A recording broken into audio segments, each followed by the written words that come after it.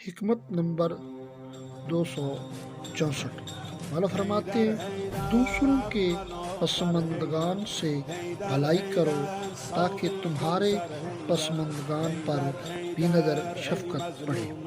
حکمت نمبر 265 جب حکماء کا کلام صحیح ہو تو وہ دوا ہے اور غلط ہو تو سراسر مرض ہے۔ حکمت نمبر 266 اللہ فرماتے حضرت سے ایک شخص نے سوال کیا کہ ایمان کی تعریف کیا ہے؟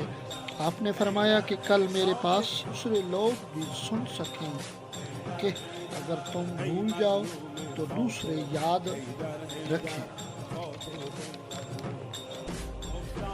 اس لیے کہ کلام بھڑکے ہوئے شکار کی مانند ہوتا ہے کہ ایک کی گرفت میں آتا ہے اور دوسرے کے ہاتھ سے نکل جاتا ہے۔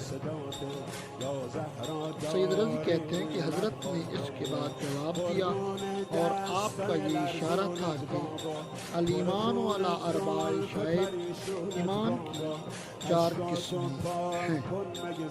اللہم صلی علی محمد